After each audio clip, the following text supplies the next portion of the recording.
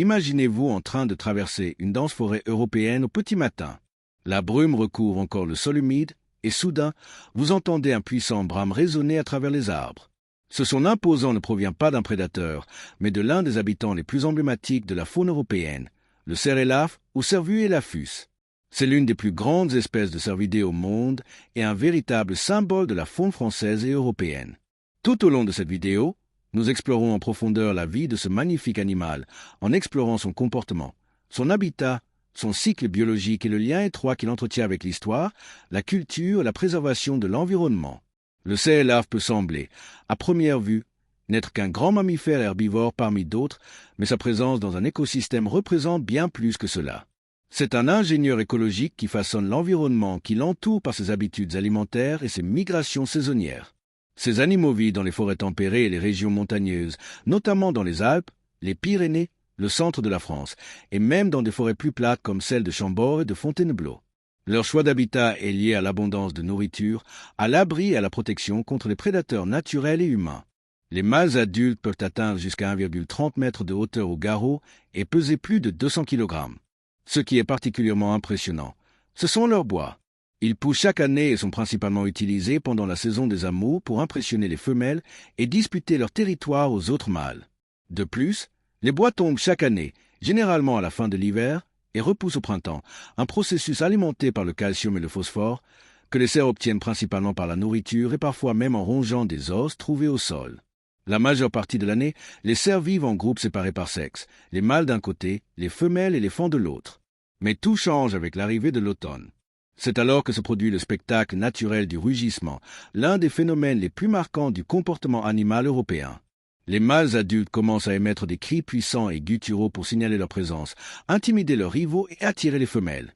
Ce rituel est intense, spectaculaire et donne souvent lieu à des affrontements physiques, où deux mâles s'affrontent avec leur bois, se poussant l'un l'autre dans des combats qui peuvent durer plusieurs minutes. La reproduction a lieu peu après cette phase. Les femelles, appelées biches, donnent généralement naissance à un seul faon au printemps suivant, après une gestation d'environ 8 mois. Les faons, appelés chevreaux, naissent avec une fourrure tachetée qui facilite leur camouflage et restent près de leur mère pendant les premiers mois de leur vie. Bien que fragiles au départ, ils grandissent rapidement et, en quelques mois, sont capables d'accompagner le groupe lors de longs voyages. Les cerfs élaphes sont herbivores et se nourrissent de feuilles, de pousses, d'herbes, de bailles, d'écorces et même de petites brindilles. En hiver, lorsque les ressources font rares, ils peuvent se nourrir de mousse, de lichen et même de végétation moins nutritive. Ce régime alimentaire varié a un impact direct sur la végétation locale et leur présence peut influencer la structure des forêts et des champs, contrôlant la croissance de certaines espèces végétales et en favorisant d'autres. Les cerfs sont donc considérés comme un acteur important de l'équilibre écologique. Mais tout n'est pas simple pour cette espèce. Bien que relativement commun en France aujourd'hui, le cerf élaphe a été confronté à de graves menaces par le passé. La chasse intensive, la perte d'habitat et la fragmentation des forêts ont drastiquement réduit leur population dans plusieurs pays européens. Au Moyen Âge, la chasse était un privilège de la noblesse et les animaux étaient souvent détenus dans des réserves privées. Ce n'est qu'avec des politiques de conservation plus récentes, telles que la création de parcs nationaux et l'interdiction de la chasse à certaines périodes, que la population a recommencé à croître.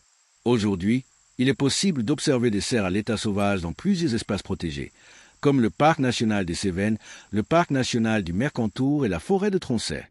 Dans certaines de ces zones, des points d'observation spécifiques permettent même d'assister à la saison du brame, un véritable spectacle naturel qui attire photographes et amoureux de la nature de toute l'Europe. Culturellement, le cerf élaphe occupe une place importante dans l'imaginaire européen. Il apparaît dans les légendes celtiques, les armoiries des familles nobles, les récits médiévaux et même la littérature moderne. Dans certaines traditions, le cerf symbolise la force, le renouveau et le lien entre les mondes terrestres et spirituels. Il existe même des récits mythologiques dans lesquels les cerfs apparaissent comme des guides pour les héros ou des êtres magiques au pouvoir mystique. Cependant, l'augmentation de la population de cerfs dans certaines régions a engendré de nouveaux défis. Dans les zones dépourvues de prédateurs naturels, comme le loup, les cerfs peuvent causer des dégâts importants à la végétation et aux cultures. Cela a suscité un débat sur la nécessité d'une gestion des populations, de la réintroduction des prédateurs et de l'équilibre entre conservation et activité humaine. Dans certaines régions, des programmes de contrôle sélectif ont été mis en place pour maintenir l'équilibre écologique. La coexistence entre humains et cerfs pose également d'autres problèmes, comme le risque d'accidents de la route, notamment en automne, lorsque les mâles sont plus actifs et susceptibles de traverser les zones urbaines. C'est pourquoi les panneaux de signalisation signalant les passages d'animaux sont courants dans les régions forestières françaises. De plus, l'écotourisme et l'éducation environnementale concernant cette espèce se développent, contribuant à une meilleure prise de conscience de son importance. Apercevoir un cerf-et-larve dans son habitat naturel est une expérience intense, non seulement en raison de son allure imposante, mais aussi du sentiment de connexion avec la nature qu'il évoque. Observer un groupe de cerfs avec leurs fans, entendre leurs brames résonner à travers la forêt ou simplement voir leur bois se détacher sur l'horizon au crépuscule est quelque chose qui laisse une impression sur quiconque aime la faune. C'est précisément pour cette raison que le cerf-et-larve mérite d'être respecté et protégé. Son histoire est celle de la survie, de l'adaptation et d'une profonde interaction avec l'environnement et l'humanité elle-même. Elle nous rappelle la beauté des cycles naturels, l'importance de préserver les écosystèmes et la nécessité d'équilibrer nos actions avec le rythme de la faune. Si vous avez aimé en apprendre davantage sur cet animal fascinant, continuez à suivre la chaîne Natureza EM Foco pour découvrir d'autres histoires de la faune européenne et brésilienne.